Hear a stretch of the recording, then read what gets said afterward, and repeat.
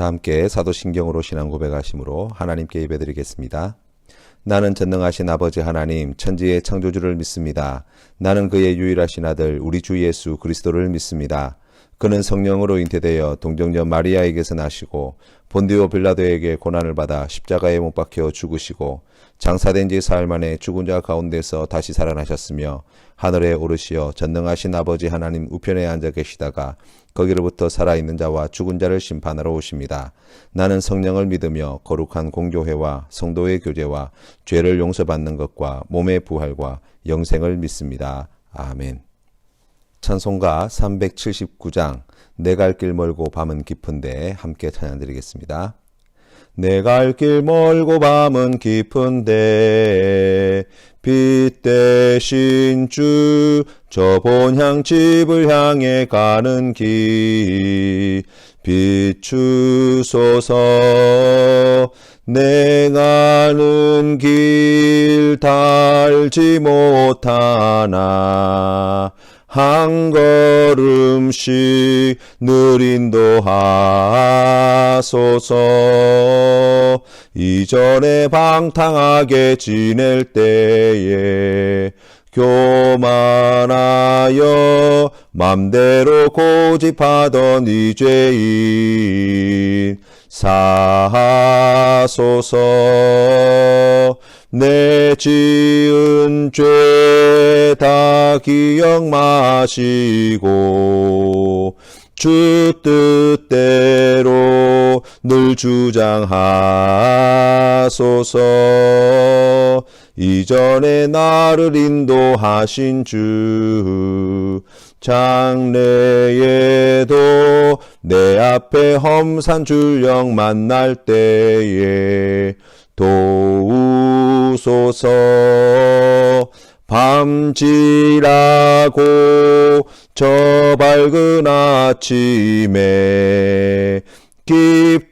기쁨으로 내 주를 만나리. 아멘. 함께 기도하겠습니다.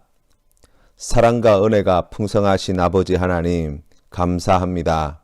하나님이 우리의 아버지가 되어주시고 예수 그리스도께서 우리의 구원자가 되어주시며 성령님께서 우리의 인도자가 되어주시니 얼마나 감사한지요. 우리가 주님 앞에 내어놓을 수 있는 것이 자랑할 수 있는 것이 아무것도 없는 인생인데 죄와 허물 말고는 주님 앞에 내어놓을 수 없는 그 모든 허물과 부족한 우리의 삶인데 하나님께서 그런 우리를 부끄럽다 하지 아니하시고 우리를 외면하지 아니하시고 전능하신 능력과 하나님의 무한하신 지혜와 우리 하나님의 크신 사랑으로 함께하여 주시어서 기필코 구원해내시고 기필코 하나님께서 기뻐하시는 복과 은혜를 누리게 하여 주시니 감사합니다. 아버지 하나님, 우리의 능력이 아님을 깨달아 알게 하시고 하나님의 사랑임을 배우게 하여 주시옵소서. 하나님, 우리에게 소망과 기대를 두지 않게 하시고 그렇기에 하나님께만 소망을 두는 믿음의 성도 되게 하여 주시옵소서. 하나님, 고단하고 힘든 삶임에는 분명하지만 그러나 그 크신 은혜와 사랑으로 함께 하시는 주님만을 바라보는 믿음으로 이 모든 고난과 어려운 환경 속에서도 감사와 기쁨으로 하나님께 영광 돌리는 모든 믿음의 권속들 되게 하여 주시옵소서. 주님의 말씀에 순종함으로 오늘도 하나님의 뜻을 이 땅 가운데 이루어가는 귀한 믿음의 삶의 자리가 되게 하여 주시옵소서. 예수님의 이름으로 기도드립니다. 아멘. 오늘 우리에게 주신 하나님 말씀은 역대상 5장 말씀입니다. 함께 봉독하시겠습니다. 제5장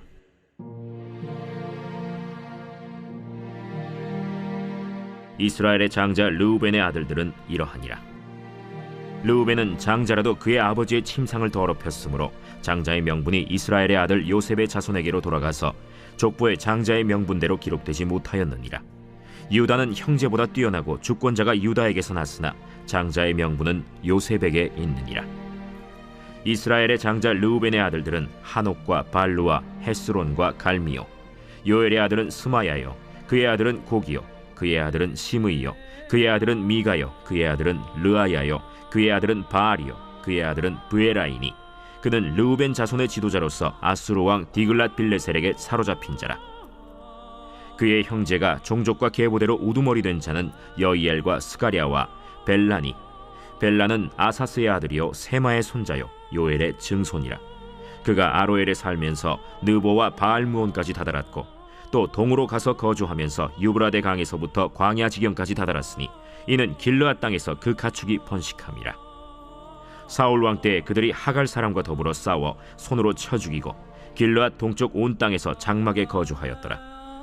갓 자손은 루벤 사람을 마주대하여 바산 땅에 거주하면서 살르가까지 다다랐으니 우두머리는 요엘이요 다음은 사밤이요 또 야네와 바산의 산 사바시요. 그 조상의 가문의 형제들은 미가엘과 무슬람과 세바와 요레와 야간과 시아와 에벨 7명이니 이는 다 아비하일의 아들들이라. 아비하일은 후리의 아들이요 야로아의 손자요 길르앗의 증손이요 미가엘의 현손이요 여시세의 5대 손이요 야도의 6대 손이요 부스의 7대 손이며 또 구니의 손자 압디엘의 아들 아히가 우두머리가 되었고 그들이 바산 길르앗과 그 마을과 사론의 모든 들에 거주하여 그 사방 변두리에 다다랐더라. 이상은 유다 왕 요담 때와 이스라엘 왕 여로보암 때의 족보에 기록되었더라. 르우벤 자손과 갓 사람과 므낫세 반지파에서 나가 싸울 만한 용사 곧 능히 방패와 칼을 들며 활을 당겨 싸움에 익숙한 자는 44,760명이라.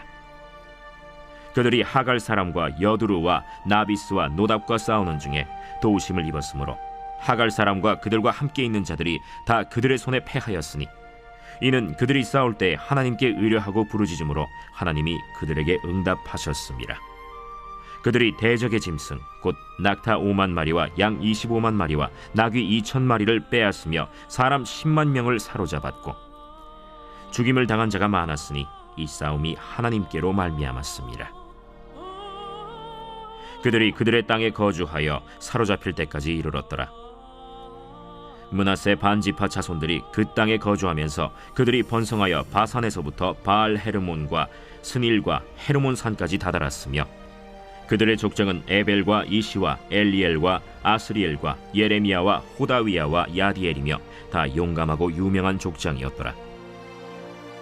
그들이 그들의 조상들의 하나님께 범죄하여 하나님이 그들 앞에서 멸하신 그 땅 백성의 신들을 간음하듯 섬긴지라.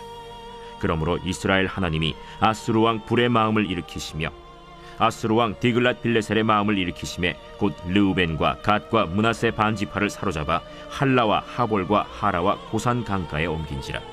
그들이 오늘까지 거기에 있느니라. 이스라엘 백성들이 광야 40년 생활을 끝내고 가나안 땅에 들어갔을 때 바산왕 옥과 아모리 왕 시온을 물리치고 가나안 땅에 입성하게 되었습니다.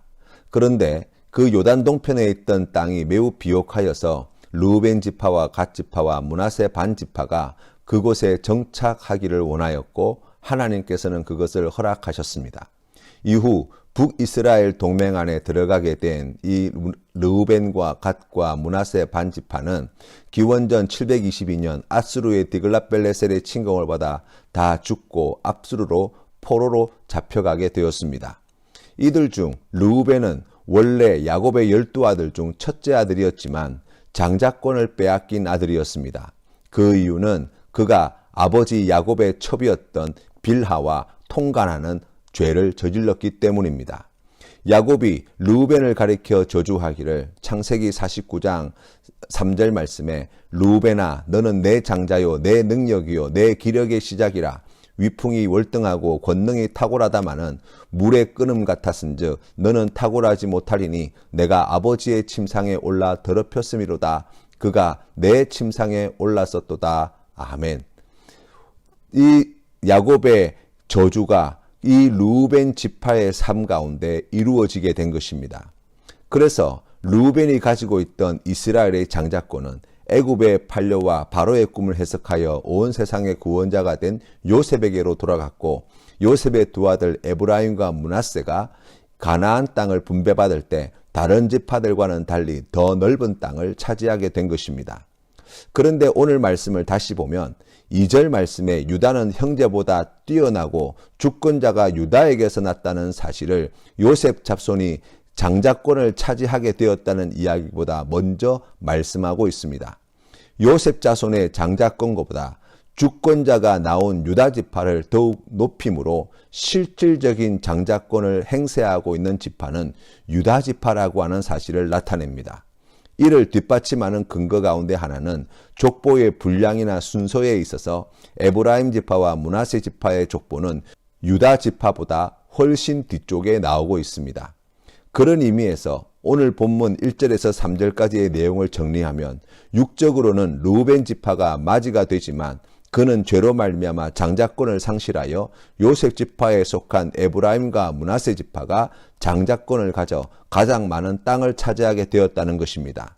하지만 신앙적으로는 하나님의 마음에 합한 다윗에게 주신 언약을 통해 유다 지파에게서 주권자가 나오게 하셨고 실질적인 이스라엘의 민족의 장자로서의 역할을 유다 지파가 감당하게 되었다는 것입니다. 3절부터 9절까지 르우벤의 아들들과 후손들의 이름이 기록되어 있으나 그 분량에 있어서 유다 지파와 비교할 때 너무나 적은 수만 기록되어져 있습니다.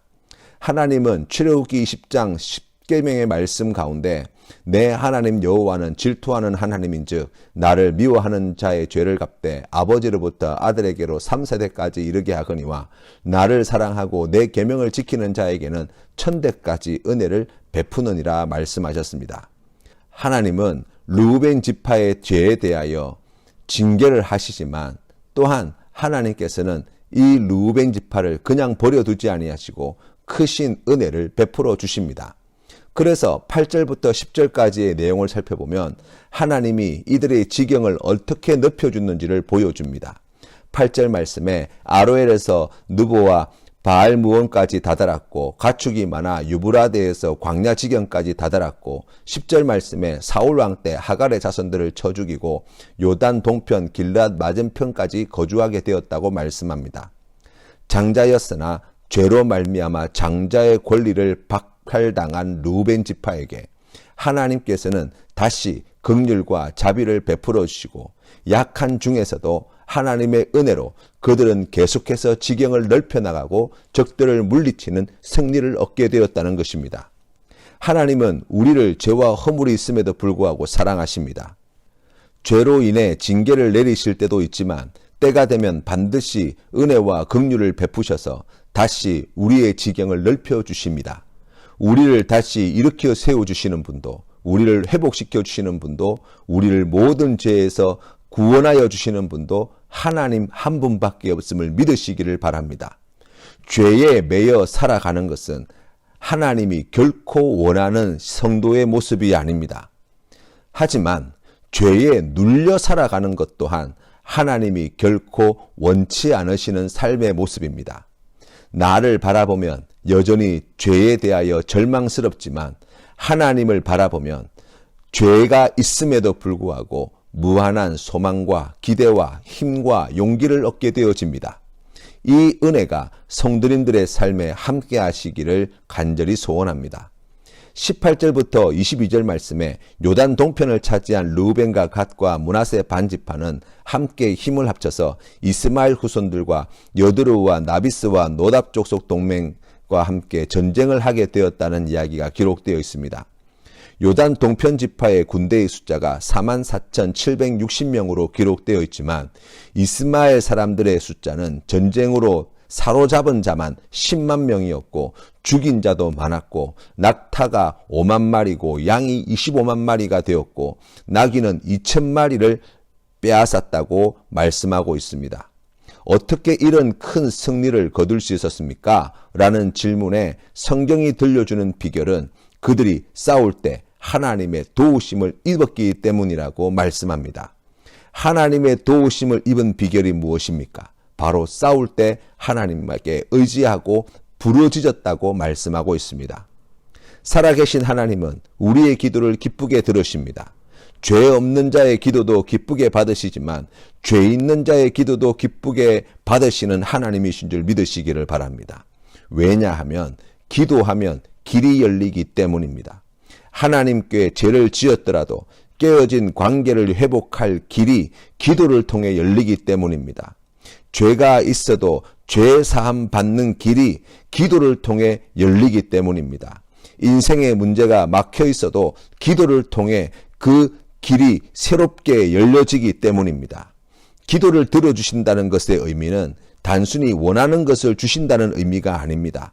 기도를 통해 하나님은 하나님이 원하시는 삶으로, 원하시는 관계로 만들어 가시고 마침내 하나님께서 우리에게 주고자 원하시는 모든 좋은 것들을 받아 누리게 만들어내신다는 뜻입니다.